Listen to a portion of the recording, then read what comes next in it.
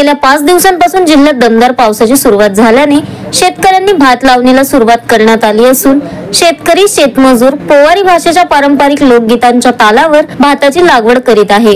पोवारी भाषेतील या बुडगी माये परा लगाव जासे, घरभर आदमी शेती पर येला चयन कहासे अशा प्रकारच्या लोकगीतांची धून शेतमाळ्यात गुंजत आहे। गोंदिया जिल्ह्यातील मुख्य पीक भात आहे। येथील 1.5 लाखांहून अधिक शेतकरी कुटुंब भात शेतीवर अवलंबून आहेत। ग्रामीण भागात शेतकरी आपली जुनी परंपरा जपताना लोकगीतांच्या तालावर मोठ्या आनंदाने भात शेती करीत असतात, परंतु आधुनिक युगात पारंपरिक लोकगीते लुप्त होत चालली आहेत, म्हणजेच लोकगीते नवीन पिढीपासून दूर जात आहेत। गेल्या 5 दिवसांपासून गोंदिया जिल्ह्यात दमदार पावसामुळे शेतकऱ्यांच्या चेहऱ्यावर आनंद दिसून येत आहे। जिल्ह्यातील बहुतेक ठिकाणी भात शेतीच्या कामाला वेग आला आहे।